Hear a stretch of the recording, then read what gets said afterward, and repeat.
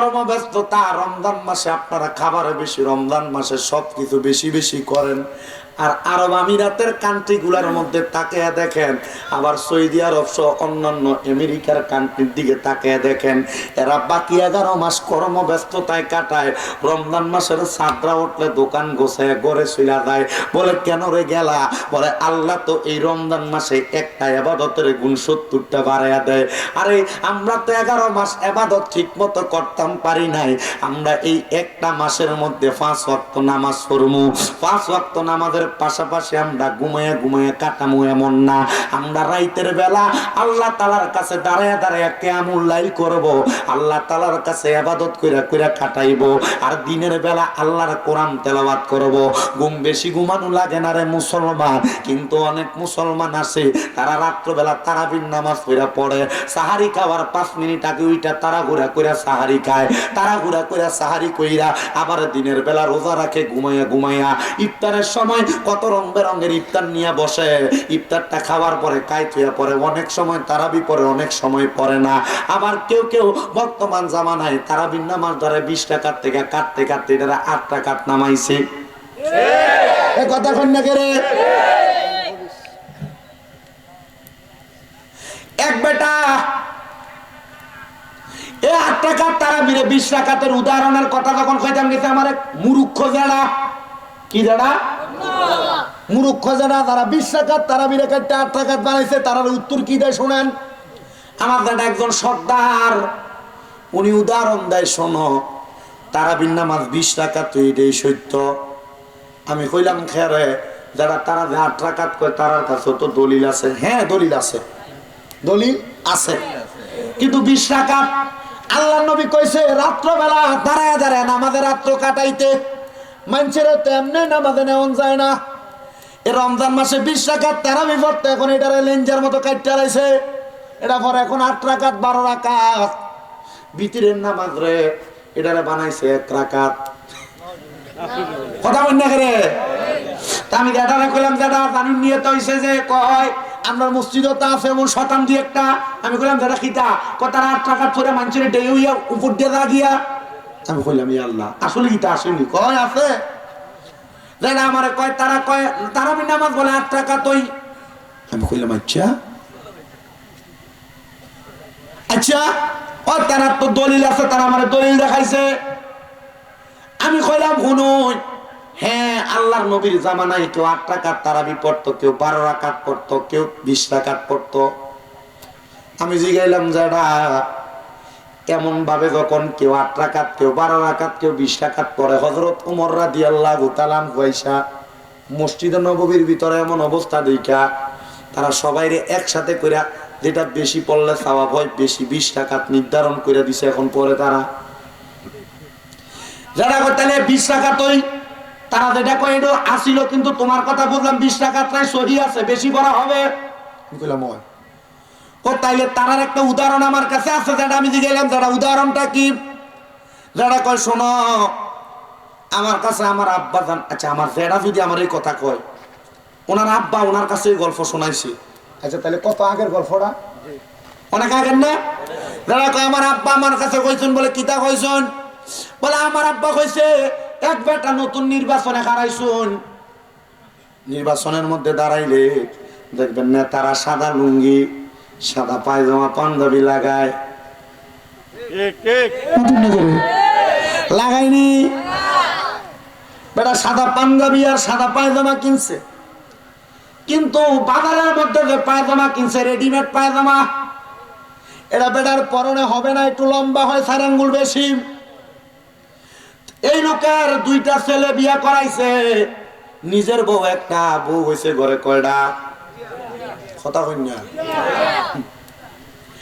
বলে 3টা বউ। বেটা বাড়ির মধ্যে যাইয়া প্রথম নিজের বউর কাছে কয়, এগো আমার কলিজার টুকরে স্ত্রী, তুমি তো আমার বউ? বলে হ্যাঁ। বলে তুমি তো আমার স্ত্রী, পায়জামা আনছি বাজার থেকে, আমার পায়জামাটারে তুমি একটু কষ্ট করে 4 আঙ্গুল ছোট করে দিও খাইটা। নিজের বউ তো, আমার শরীরটা একটু ভালো না, তুমি যাই আমার বড় ফুতের বউয়ের কাছে বলো, সে তোমার একটু টেলারের কাজ জানে, একটু 4 আঙ্গুল খাইটা শুরু করে দিব। ছোট বড় বউয়ের কাছে কয়, এ আমার বড় ছেলের বউ, নাও আমার এই পায়জামাটা তুমি একটু কাইটা 4 আঙ্গুল শুরু করে দাও। বড় ছেলের বউ কয়, আব্বা আমি তো ভাতগুলা বসাইছি রেগে, আপনি একটু আপনার ছোট বউরে দেন, আমার যে জাল আছে, জাল কয় না, এর কাছে দেন, এ যেন একটু 4 আঙ্গুল ছোট করে দেয়। ও টেলারের কাম জানে, এর বিয়া করে আনার সময় আমি জিজ্ঞেসি আর কিতা কিতা জানো, এখন সে টেলারের কাজ জানে। তো উনি গেছেন ছোট বউয়ের কাছে, নেও ছোট বউ তুমি আমার এই পায়জামাটারে 4 আঙ্গুল ছোট করে লাও। বেটেটারে 4 আঙ্গুল ছোট কইরা আলনার উপরে রাখছি। আর বেটা এই 3 জনের কাছে যাওয়ার কারণে মেম্বার ইলেকশন করবো, সিটটা গেছে গা। পায়জামা একটা 4 আঙ্গুল ছোট করবো, নিজের বউয়ের কাছে গেলাম, ফুতের বউয়ের কাছে গেলাম, কেউ করে না, আমার ছোট বউও বালা টাইম করবা। তো ছোট বউটারে 4 আঙ্গুল কাইটাই না রাখছে আলনার উপরে। তো বেটার নিজের বউ যাওয়ার সময় দেখে পায়জামা মনে হয় জামাইছে, তিলা মানুষ, রাগান্বিত মানুষ মনে হয়, কেউ এটারা কমাইছে না, এটার না এখানে ফালাই দিয়ে গেছে গিয়া। বেটিতে এটার আরো 4 আঙ্গুল কাটছে, ওইসে কয় আঙ্গুল, উনি এটারা 4 আঙ্গুল কাইটা সিলাইয়া এটারে এবার আইনা রাখছে আবার আল্লাহর উপরে। এবার বড় ছেলের বউ আইছে, বড় ছেলের বউ করে, আব্বা যে জি দলা মানুষ আমারে কইছে আমি করছি না, মনে হয় ছোট বেডিও করছে না, ফালাই দিয়া গেছে গা। বেডি দেয় এটার আরো 4 আঙ্গুল কাটছে। আচ্ছা এখন হইলো কয় আঙ্গুল? আচ্ছা ভাই সাহেব, কোন পায়জামারে যদি 4 আঙ্গুল করে 3 4 12 আঙ্গুল কাটে, এটা কেমন পায়জামা না হাফ প্যান্ট? এখন যারা আমরা তারাবির নামাজে 20 টাকার থেকে 8 টাকাতে নামাইছে, এরা আপনার বালা চায় না, আপনার ইবাদতটারে হাফ প্যান্ট ফিন দেয়া ছাড়তে চায়। আল্লাহর কসম, আগে যেমন 20 টাকার তারাবি পড়তা, এটাই সত্য, এটাই সত্য, 20 টাকার পড়বা সওয়াব বেশি হবে। এবার বলেন আমরা 20 টাকার তারাবি পইরা আগামী রমজান কাটায়া দিতে চাই কি চাই না?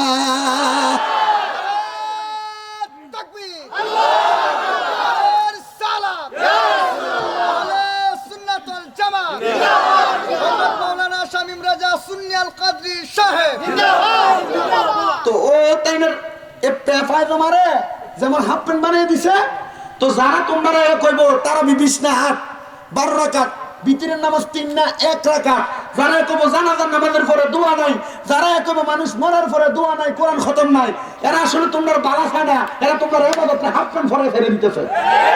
কথা কি বুঝতে পারছেন? ঠিক আছে তো ভাই সাহেব, আল্লাহ বলি কুস্তা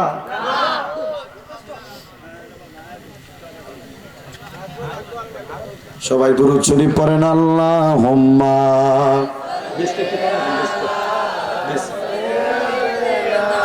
মাওলানা মুহাম্মদ ওয়ালা মাওলানা। আর একটু জবান খুলে জোরে জোরে পড়েন, আল্লাহুম্মা সাল্লি মাওলানা মুহাম্মদ ওয়া আলা আলিহি।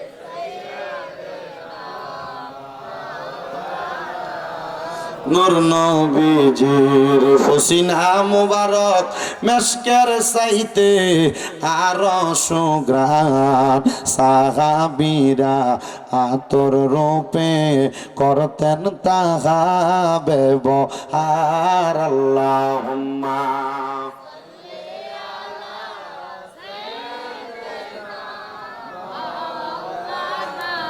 মুহাম্মদ ওয়া আলা।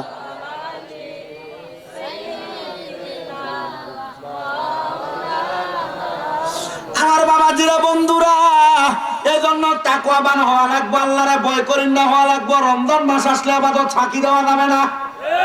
কথা বলেন না ঠিক কিনা? তারাবির নামাজ যেমন পড়বেন, রোজা যেমন রাখবেন, ইফতার যেমন করবেন, সাহরি তেমন খাইবেন, শরীর সুস্থ রাখবেন, ইবাদত বেশি বেশি করবেন। এটা হলো রমজানের জন্য আপনাদের কাছে সওগাত, রমজানের জন্য আপনাদেরকে আহ্বান। এবার বলেন, রমজান মাসে আমাদেরকে পরিপূর্ণ করার জন্য এই ইবাদতগুলো করার দরকার আছে না নাই? আল্লাহর কোরআনুল কারীমের মধ্যে আল্লাহ বলেন, ইন্নাল্লাহা খাবীরুম বিমা তা'মালুন, নিশ্চয় আল্লাহ তাআলা তোমাদের অন্তরের সকল খবর সম্পর্কে অবহিত। কিন্তু মুসলমান ইমানদার নবীর উম্মতের দলেরা, গভীর মনোযোগ দিয়া শোনো। অন্তরের খবর সম্পর্কে অবহিত। এই অন্তরের খবর যদি আমি ঠিক না করি, আমারে মানুষ বালা আলেম কইতো না। আপনি ঠিক না করলে আপনারে মানুষ বালা মানুষ কইতো না। ঠিক আছে না? তাহলে তাকওয়াটার আগে ঠিক করা লাগবে। কি কি কি কি? হুজুর তাকওয়া কি? আরে না বেটা, তাকওয়া হইল ভয়। কার ভয়? আল্লাহর ভয়। এর তাকওয়ার একটা সাদর আছে। তাকওয়ার কি আছে? তাকওয়া নামক একটা চাপ। এ ওয়াজ ভাল লাগতো না আমি যদি কইতাম দয়াল নবী আপনার দরবারে এই আসামি হাজির হইয়াছি। গজল কয়ে পুরো সময় কাটাইতাম। আমি কাটাইতে পারবো, অসুবিধা নাই। ওয়াজ করতে গেলে ওয়াজ কমো। হ্যাঁ, বিরিয়ানি আছে, বিরিয়ানিও আছে ইনশাল্লাহ। আমি গজল কয়ে কাটাই দিতে পারবো, কিন্তু ওয়াজ করলে ওয়াজ করে মন ওয়াজ করবো তো জবান খুলে কোন। তাকওয়া নামক একটা চাদর আছে। কোন কি আছে? ওই তাকওয়া নামক চাদর যেই ব্যক্তি তার গায়ে লাগায়, সারা দুনিয়া তার কদমে লুটে পড়ে। জোরে কোন সুবহানাল্লাহ। কারণ মানলাহুল মাওলা ফালাহুল কুল। যেই ব্যক্তি আমার আল্লাহরে ভয় করে, সারা জগৎ সংসার তার হইয়া যায়। যেই ব্যক্তি আমার আল্লাহরে হইয়া যায়, সারা জগৎ সংসার তার হইয়া যায়। এবার বলেন, আমরা সবাই ওই আল্লাহর হইতে রাজি আছি না নাই?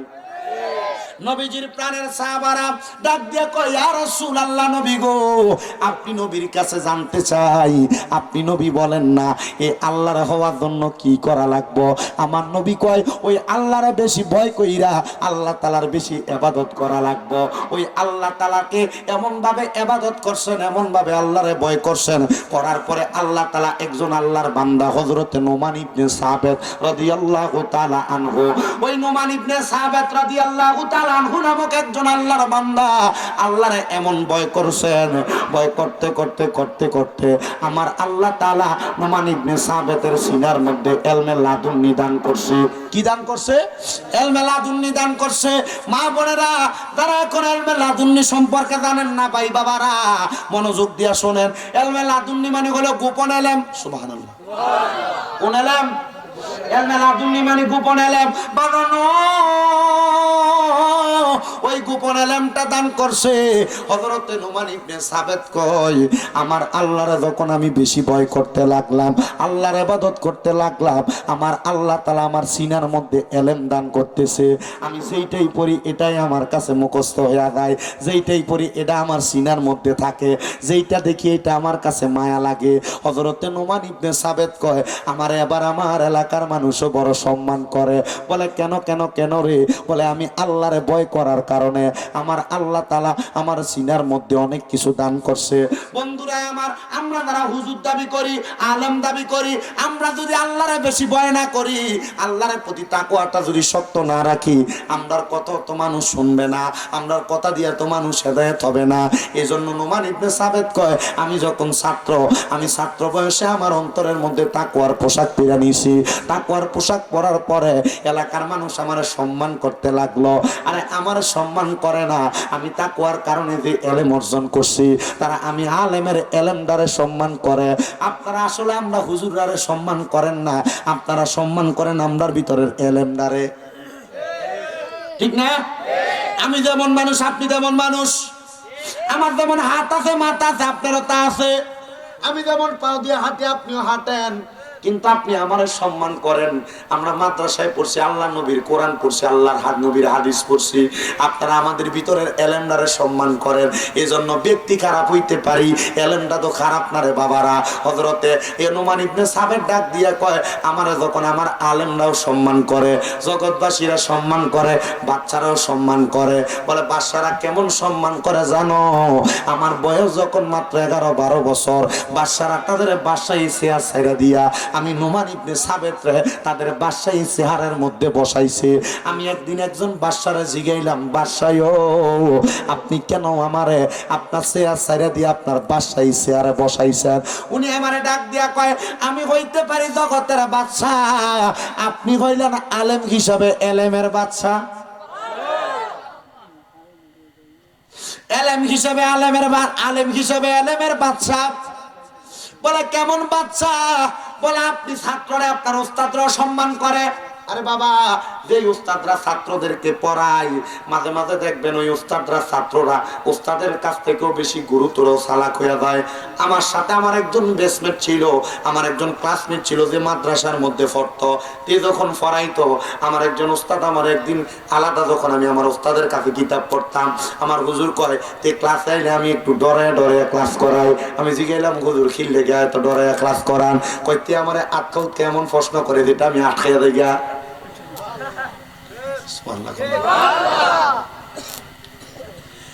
আমি আমার এই উস্তাদকে 3 দিন 3টা প্রশ্ন করছি। কয়দিন? একদিন মেশকাতুল মাসাবির ক্লাসের সময়, একদিন শরহে বেকায় আর কিতাবুত তালাকত দা পড়াইতেছে ওই সময় আলিমের মধ্যে পড়া। হ্যাঁ, আলিমের মধ্যে পড়া। আরেকদিন আমি আমার ওই উস্তাদকে কইছি হুজুর আমার এই তালাকের মাসালাটার মধ্যে একটু বেদাল আছে, হুজুর আমার নুরুল আনোয়ার নামক কিতাব পড়াইতেছেন। ওই হুজুর রে 3টা প্রশ্ন করার পরে ৪র্থ দিন যখন আমি প্রশ্ন করছি, ওই প্রশ্নটা আমি হুজুর রে ক্লাসে করি নাই। হুজুর ক্লাস করে চলে যাইতেছে, সব বুঝি, একটা মাত্র বাক্য বুঝি নাই। কিতাবটা লইয়া দৌড়ে যায় কইছি আলিয়া মাদ্রাসা, কুমিল্লা আলিয়া মাদ্রাসার 2য় বারান্দা 2য় তলায়। কইলাম হুজুর এটা কেমনে পড়তাম? হুজুর আবার দমক দেয়া হয়, ক্লাসে দিয়ে যেতে পারলো না। চলে আসছি, কিন্তু আল্লাহর কসম যারা জ্ঞান পিপাসু এলএম পিপাসু হুজুর চলে গেছেন কিতাবখানায়। পরে আমার ডাক দিয়ে নিয়া কিতাবটা নিয়ে ওই শব্দটারে দইরা দিয়া বোঝাইছে এটা এই বাক্য। আল্লাহর কসম এরপর থেকে আমি একটানা 3 দিন হুজুরে আর প্রশ্ন করি নাই। 4র্থ দিনের দিন আমি কেন জানি মাদ্রাসায় যাই নাই। না যাওয়ার কারণে আমার উস্তাদ ওই দিন আমার ক্লাসের মধ্যে বলছে আমার কাছে আজকে ক্লাসটা বড় খালি খালি লাগে। আমার ছাত্র ভাইরা কইল হুজুর কেন খালি খালি লাগে? আজকে তো আমরা 38 জন ফলাফল আছি। বলে হ্যাঁ, এই ক্লাসের মধ্যে তোমরা কেউ আমারে প্রশ্ন করো না, তে আমারে প্রশ্ন করে। তে প্রশ্ন করলে আমার কাছে ভালো লাগে, তার প্রশ্নগুলোর উত্তর দেওয়ার জন্য আমি মাঝে মাঝে কিতাব দেখি, আবার তারপর ক্লাসে আসি।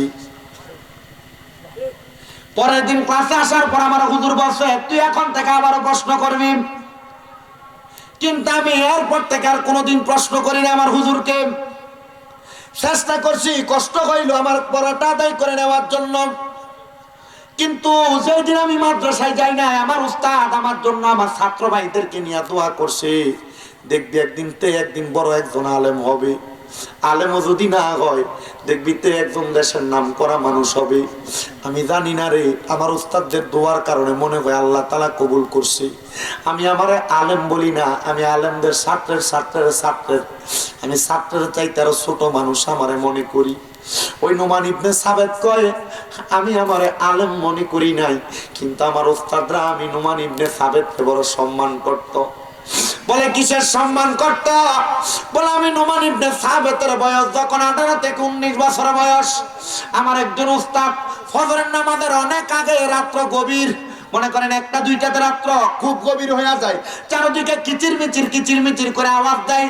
উনি বলে আমার উস্তাদ আমার বাড়ির মধ্যে আইসা চোখের পানি ফালায়া ফালায়া কান্দে, আর আমারে ডাক দিয়ে কয় নোমান ইবনে সাবেত, ও নোমান ইবনে সাবেত। বলে কি হুজুর? বলে একটা ফেস তো লাগিয়া গেছে গা। কি ফেস লাগছে? বলে অন্য কোনো ফেস না, ফেস হইল তুমি আমার একটা মাসালার সমাধান দেওয়া লাগবো। উস্তাদ আইছে ছাত্রের কাছে মাসালার সমাধানের লাইগা। সুবহানাল্লাহ কইতেন না? ওই বড় আলেম উনি বলে আমার সমস্যাটা কি শুনো, আমি এলেম অর্জন করার জন্য, জ্ঞান অর্জন করার জন্য আমি বাড়িতে থাকতাম না। আমি বেশি বেশি বিভিন্ন জায়গায় বিভিন্ন আলেমের কাছে চলে যাইতাম। মনে করেন আপনাদের এলাকার একজন ছেলে মাদ্রাসায় পড়ে, এরা এর মা বাবা বিয়েও করাইছে, কিন্তু বিয়ে করার পরে এর বউরে বেশি সময় দেয় না, কারণ সে তার বউয়ের থেকে এলেমরে বেশি ভালোবাসে। তো সে এলেম অর্জন করার জন্য খবর পাইতো হবিগঞ্জ বাজারে ভালো একজন আলেম আসবে, ওনার কাছে চলে যাইতো কিতাব পড়ার জন্য। শুনতো সিলেট একজন ভালো আলেম আছে, ওনার কাছে চলে যাইতো কিতাব পড়ার জন্য। শুনতো অন্য জায়গায় আরেকজন আলেম আছে, ওনার কাছে চলে যাইতো কিতাব পড়ার জন্য। এমন ভাবে জায়গায় জায়গায় যায়। একদিন ওনার স্ত্রী ওনারে প্রশ্ন করে, স্বামী গো স্বামী স্ত্রীরা কত ঝগড়া করে, খুনসুটি করে।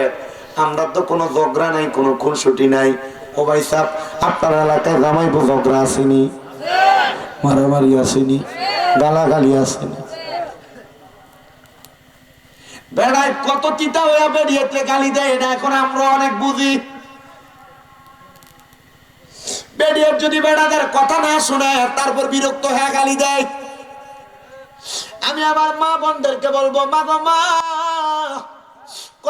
কদমের মধ্যে হাতটা দিয়ে বলি, স্বামী বিরক্ত হয় এমন কাজ করো না, স্বামী অপছন্দ করে এমন কাজ করো না, স্বামী অপছন্দ করে এমন কাজ করো না। বলে হুজুর কি কাদের কথা বলেন? তোমার স্বামী বলে তুমি ঘর থেকে বাইর হইও না, অন্য বেটার সামনে যাও না, তুমি বেশি করে যাও। তোমার স্বামী বলে হবিগঞ্জ বাজারে যাও না, তুমি বেশি করে যাও। তোমার স্বামী বলে স্বামীর অনুমতি ছাড়া বাবার বাড়িতে যাও না, তুমি বেশি করে যাও। তোমার স্বামী বলে পাতলা জামা কাপড় পরো না, ঘোমটা দিও, বোরকা পরো, তুমি পরো না, উলঙ্গ চলে যাও। তোমার স্বামী বলে অপরিচিত পুরুষের সামনে যাও না, তুমি বেশি করে যাও। তুমি এগুলা করো বিদায় তোমার স্বামী তোমারে গালি দেয়। কিন্তু আল্লাহর নবী কয় কোন স্ত্রী তার স্বামীর অনুমতি ছাড়া তার বাবার বাড়িতে যাইতে পারবে না। আর তোমরা বাবার বাড়িতে যাইবা তো এটা অনেক পরের কথা, তোমরা জামাইয়ের অনুমতি ছাড়া হবিগঞ্জ বাজারে যেয়ে ঘুরো। মাগো মা, জান্নাতে যদি যাইতে চাও তোমার স্বামীর কথা শোনো, স্বামীর আদেশ মানো, দেখবা তোমার স্বামী কোনোদিন তোমারে গালি দিবে না। আর বাবাজিরা, আপনারা যারা এখানে বসছেন মনোযোগ দেন, যারা স্ত্রীদেরকে গালি গালাজ করেন আমার থেকে একটু শোনেন। মাথা গরম হয়ে যায়, গালি দিয়া ফালান, একটু কন্ট্রোল করার চেষ্টা করেন, কন্ট্রোল করার চেষ্টা করেন। আল্লাহর নবী কয় তোমরা কোনোদিন তোমাদের স্ত্রীদেরকে তার মা বাবার নাম নিয়ে গালি দিবা না। ইয়া রাসূলুল্লাহ, কেন? আমার নবী কয় আমি নবী হইলাম মহিলাদের বাবা।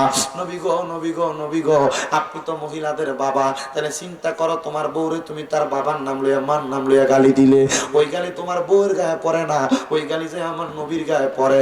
বন্ধুরে বন্ধুরে বন্ধুরে, এই জন্য তোমাদের কাছে আবদার, গালি দিতেও সাবধান, ঝগড়া করতেও সাবধান, মা বোনেরা স্বামীর আদেশ অমান্য করতে সাবধান। বলে হুজুর বউরে কত বুঝান বুঝাই, আমার বউ তো আমার কথা বুঝে না।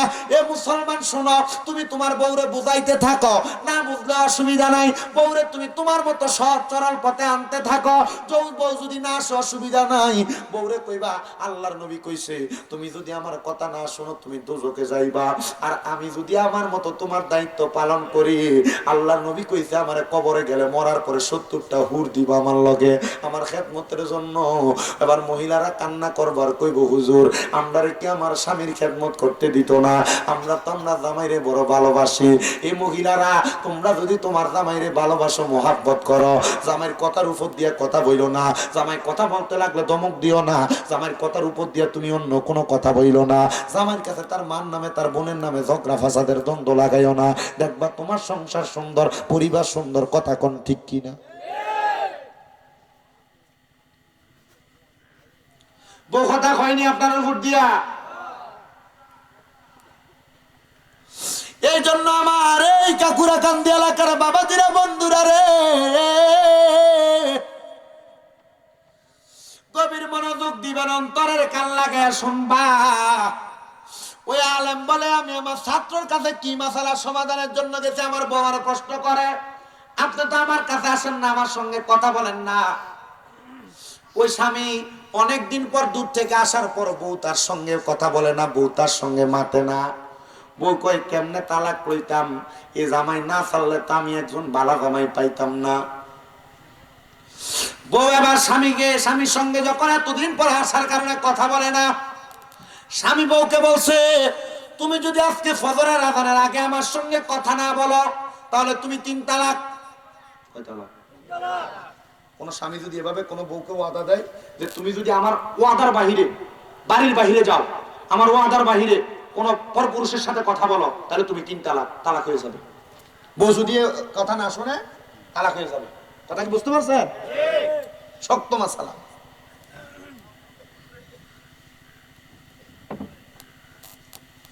ওই হুজুর ওনার স্ত্রীকে বলছে স্ত্রী তুমি যদি ফজরের আযানের আগে আমার সঙ্গে কথা না বলো তাহলে তুমি 3 তালাক। বউ কই সুযোগ পাইছি, এ জামাই যেহেতু আমার কাছে থাকেই না, আজকে আমি কথা কমু না, এ জামাই তালাক হয়ে যাবে।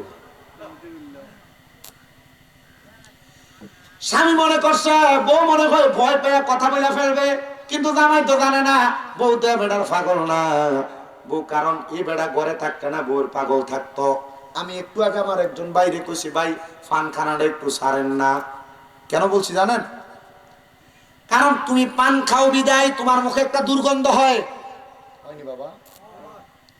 তুমি সিগারেট খাও বিদায় তোমার মুখে একটা দুর্গন্ধ হয়। তুমি পান এবং সিগারেট খাওয়া মুখের মধ্যে দুর্গন্ধ নিয়ে তোমার বউয়ের কাছে যাইবা, তোমার মুখের দুর্গন্ধ তোমার স্ত্রীর ভালো লাগবে না। এই বউ অন্য ফুলার দিকে চাইবে, এটা অটোমেটিক। কারণ তোমার মুখটা তোমার বউয়ের মুখের কাছাকাছি গেলে দুর্গন্ধ হয়। অন্য ফুলার তো সিগারেট খায় না, অন্য ফুলার তো পানও খায় না, তার মুখে দুর্গন্ধ নাই। আপনার বউ আপনার সঙ্গে কেমনে ভালো থাকতো? আপনি পান খায় মুখের ভিতরে গুয়ের গন্ধ করে রাখেন। দেখো দেখো,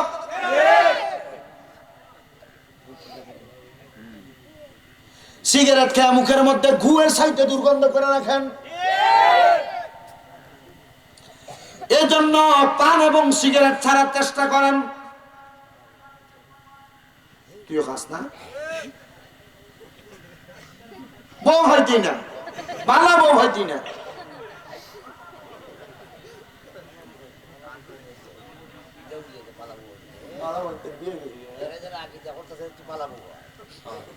তারাও তো আগে করে। এজন্য সিগারেট খাওয়া, পান খাইয়া মুখে নষ্ট করে ফেলা, এগুলা ছাড়া লাগবে। কিতাবে চাপ লাগবো নি? আপনি মনে করছেন আপনি বুড়া হয়ে গেছেন, আপনি এখন পান খাইলে কিছু হবে না, সিগারেট খাইলে কিছু হবে না। আপনি তো এখন বউয়ের কাছে এত আগের মতো যান না, শরীরে শক্তি কম না। মুখটারে পরিষ্কার রাখবেন, ঠিক রাখবেন। স্ত্রী যদি বুড়া হয় আপনার সঙ্গে একটা ভালোবাসার আদান প্রদান হবে। কথা বলেন না কেন? ঠিক না বেঠে? এই জন্য ব্যাপারে বড় সাবধান থাকবেন। যারা নেশা করে শরীরের সঙ্গে মুখের মধ্যে দুর্গন্ধ, তাদেরকে আমি সাবধান করি, বউ তোমার যদি ভক্ত বানাইতে চাও, সিগারেট খানা ছাড়ো, পান খানা ছাড়ো, গন্ধ খানা ছাড়ো। দেখবা তোমার স্ত্রী তোমার ভক্তি করবে, তোমার স্ত্রী তোমার ভক্তি করবে, তোমার কাছে থাকবে। মুসলমানের দল, নবীর উম্মতের দল, আশিক রাসূল যুবকের দল, মনোযোগ দিয়ে আলোচনা শ্রবণ করার চেষ্টা করবেন। আল্লাহর হাবিব সাল্লাল্লাহু আলাইহি ওয়াসাল্লাম নবী আমার উম্মতে মুহাম্মাদীকে এমন সহজ সরল পথ অবলম্বন করার কথা বলছে। মহিলাকে আমার জামাই কইছে, আমার জামাই যেহেতু বলছে আমার সঙ্গে কথাই না বললে আমাকে তালাক দিয়ে দিবে। জামাই কই মনে করছিলাম আমার বউ আমার ভক্ত, আমার বউ এখন আমার সাথে কথা বলবে, কথা তো বলে না। এবার হুজুর মানুষ বউয়ের সঙ্গে কত রসের রসের কথা বলে, কিন্তু বউ কোনো কথা বলে না। সুন্দর সুন্দর কথা বলতেছে বউর সামনে, কিন্তু বউ কোনো কথা বলে না।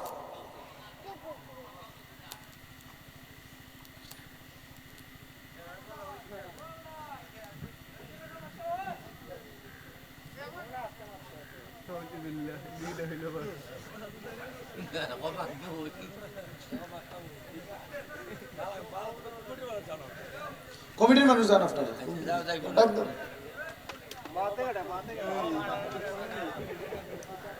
আমি যে দামি ওয়াজ করতেছি বোঝা আসতেছে না, না? হ্যাঁ, আল্লাহ যেন আমাদেরকে হেদায়েতে তৈয়বা নসিব করে। জোরে বলেন আমিন, আরো জোরে বলেন আমিন।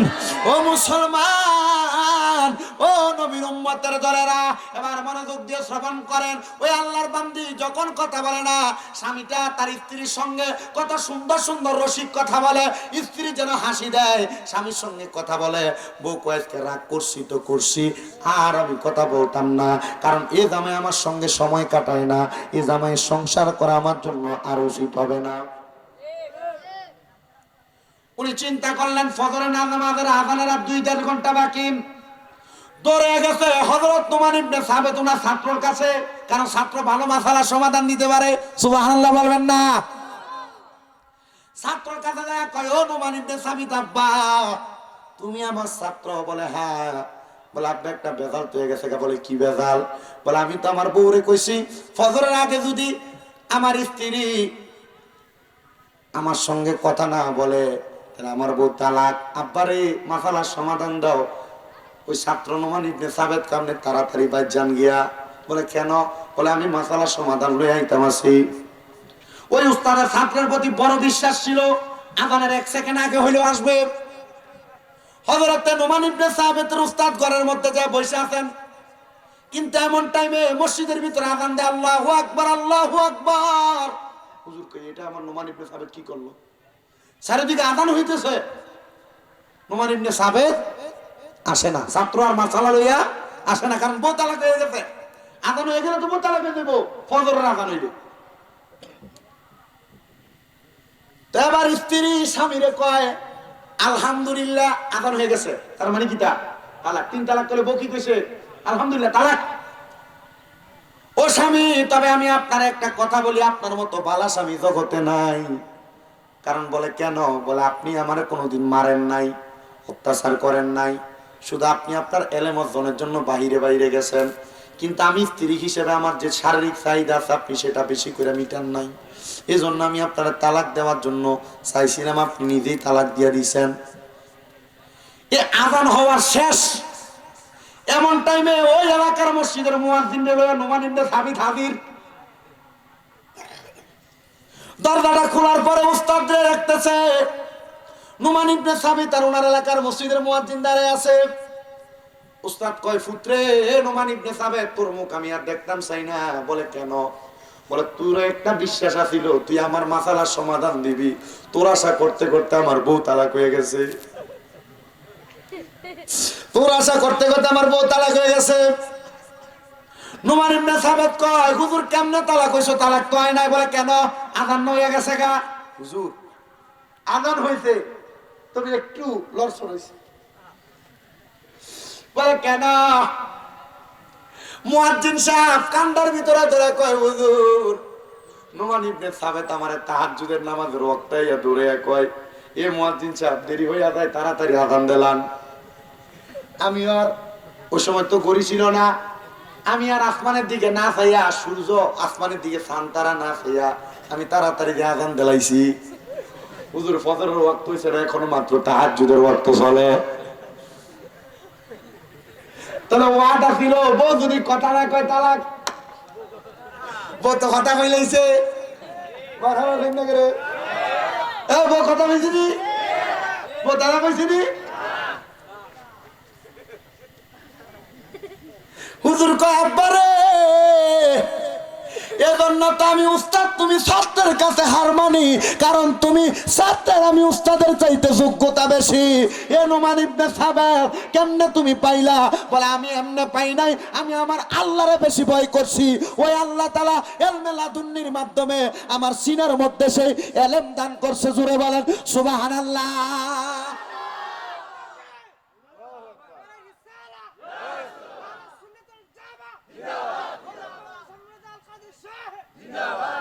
এবার শোনেন, আমরা একটা মাযহাব মানি, যে মাযহাবের নাম কন্যা, নাম কি?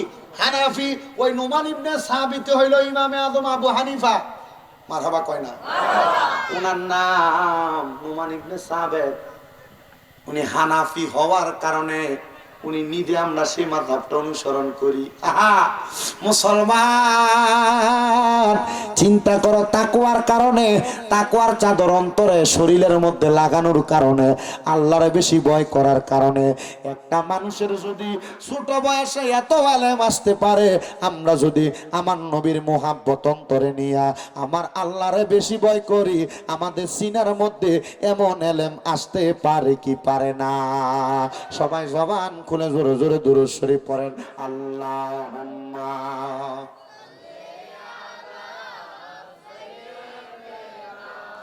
মাওলানা মুহাম্মদ ওয়া আলা আলি সাইয়্যিদিনা।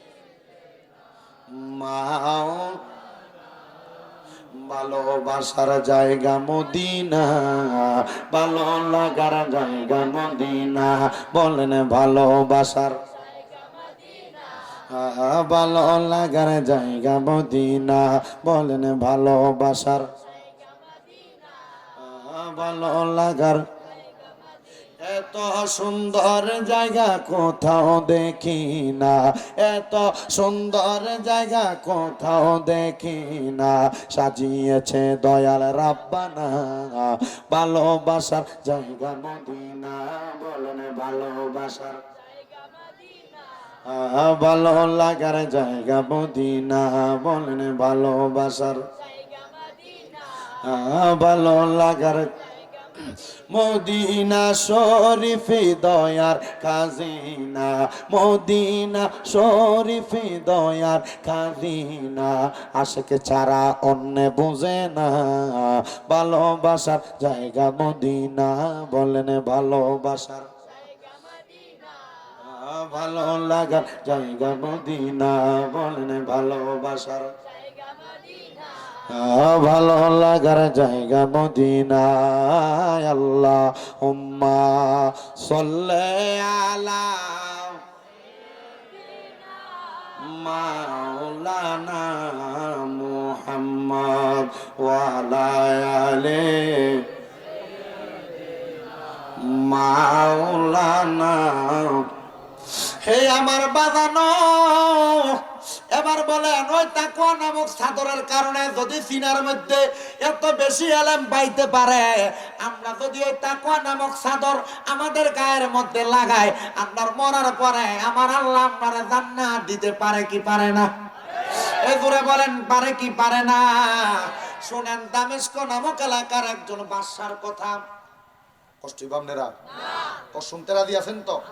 ওই তাকওয়ার পোশাক গায়ে লাগানোর কারণে ওই দামেস্কের বাদশা সব মানুষের ঘরে ভাত খায় না।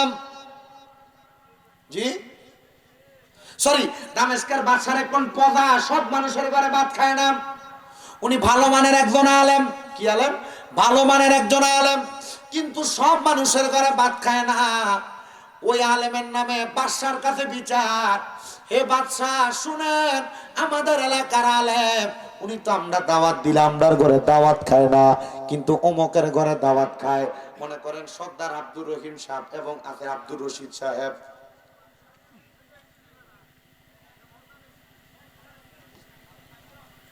বিষয় খুব আরে কইছে কোন শুনে। আচ্ছা ঠিক আছে, যাইতেছি যাও। আমার বাবাজিরা, বন্ধুরা, গভীর মনোযোগ অন্তরের কানটা লাগে শোনেন বাবারা। ওই আলেমের নামে যখন কবর আসর ওয়াজ চলতেছে, তাকওয়ার চাদর তো, কারণ কবর এই তাকওয়া ঠিক না থাকলে কবরে গেলে বাসার বাড়ি খেলো, বুঝছেন? আপনি ওয়াজ এনে গুড়ি ঘুরে যাইতেছে, খাইতে কোন যান। আমার বাবাজিরা, বন্ধুরা, আলেমের নামে বিচার দেয়। মনে করেন আজকে সভাপতি কয়জন? কথা কন না, কয়জন? আজকের সভাপতি দুইজন, একজন শেখ আব্দুর রহিম সর্দার আর একজন মাওলানা আব্দুর রশিদ সাহেব।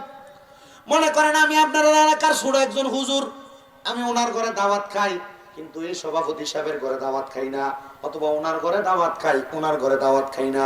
মসজিদের একজন সভাপতি, দুইজনের মধ্যে ওনার ঘরে দাওয়াত খাই না বিদায় উনি সভাপতির কাছে বিচার নিছে, কি হুজুর রাখলা? এ হুজুর তো আব্দুর রশিদ সাহেবের ঘরে দাওয়াত খায়, আমি আব্দুর রহিম সাহেবের ঘরে দাওয়াত খায় না। সভাপতি সাহেব জিজ্ঞাসা করে, আপনি কেন মানুষের ঘরে দাওয়াত খান আর একজনের ঘরে খান না? বলে, এটা আমার ব্যাপার, আমার যার ঘরে মন চাই আমি তার ঘরে খামো। উনি দাওয়াত দিছে, আমার মন চাই নাই, এই জন্য চাই নাই, কিন্তু ইমাম হিসেবে আপনার অধিকার দিয়ে দাওয়াত দিব তার কাছে যাওয়া। বলে, হ যাওয়া অধিকার। ওই দামেস্কের আল্লাহর বান্দা ওই আলেম উনি জিজ্ঞাসা করতেছেন, ঠিক আছে আমি আপনাদের কথা মানলাম, আপনাদের কথা শুনলাম। এ কথা শোনার পরে ওই আলেম উনি যখন ওনাদের কথা শুই না চলে গেলেন, কিন্তু ভয় করে ওই মসজিদের চাকরি ছেড়ে দিয়েছেন। উনি এলাকার মধ্যে আলেমগিরি করা ছেড়ে দিয়েছেন। যখন উনি ছাইরা দিয়া নরমাল বেশি এলাকায় চলাফেরা করে, এলাকার মানুষ তাকে কত রকমের কথা বলে। ওই আল্লাহর বান্দা এত ধরনের কথা শোনার পরে উনি সহ্য করতে না পাইরা উনি এলাকা মধ্যে ঘোষণা দিছে, তোমরা যে তোমার এত রকমের কথা বলো, আমি আর এখানে থাকবো না, আমি এখান থেকে চলে যাচ্ছি। এলাকার মানুষ কয়, যারা যাদের ঘরে খাবার খাইতো তারা কই হুজুর যাইয়েন না, আর যাদের ঘরে খাইতো না তারা কই সুযোগ পাইছি যেহেতু এলাকা ছেড়ে চলে যাবে একটু ফিরে এলোই। মানুষগুলা ওনাকে, একজন আলেম মানুষ, এমন মারা মারছে রে, ওই মার খাওয়ার পরে আলেম মানুষ অসুস্থ হইয়া 3 দিন 4 দিন 5 দিন পরে ইন্তেকাল করেছেন। এলাকার মানুষ কেউ তাদের জানাজা পড়লো আর কেউ ওনার জানাজার নামাজ পড়ে নাই। যখন ওনাকে দাফন করা হয়, দাফন করার পরে যারা জানাজার নামাজ পড়ে নাই ওই মানুষগুলা গভীর রাত্রবেলা ঘুমায় গেছেন। ওই মানুষগুলা আলেমের উপর হাত তোলার কারণে, আলেমটাকে বেয়াজ্জতি করার কারণে, আলেমটাকে লজ্জা দেওয়ার কারণে গভীর রাত্রে তারা যখন জানাজার নামাজ পড়ে নাই, একজন স্বপ্ন দেখলেন আল্লাহ পাক রব্বুল আলামিনের বান্দা যে আলেমরে তারা মারছে ওই আলেমটা ইন্তেকাল করার পরে জান্নাতের সুশীতল ছায়াতলের মধ্যে ঘোরাফেরা করতেছে। জান্নাতের সুশীতল ছায়াতলের মধ্যে ঘোরাফেরা করে। যখন জান্নাতের সুশীতল ছায়াতলের মধ্যে ঘোরাফেরা করে আল্লাহর বান্দা অবাক হয়ে গেছে। তারা অবাক হয়ে ফজরের নামাজে মসজিদে গেছেন। মসজিদের বর্তমান ইমাম সাহেবের কাছে প্রশ্ন করছেন, হুজুর আমি তো গতকালকে স্বপ্নের মধ্যে দেখছি আমরা যেই লোকটারে পিটাইছি উনি ইন্তেকাল করার পর আমরা ওনার জানাজার নামাজও পড়াই নাই। আমি দেখলাম উনি জান্নাতের সুন্দর জায়গা বাগিচার মধ্যে ঘোরাফেরা করতেছে। জিজ্ঞাসা করে তুমি তো দেখছো ঠিক আছে, কিন্তু এলাকার আর কেউ এমন স্বপ্ন দেখছেনি?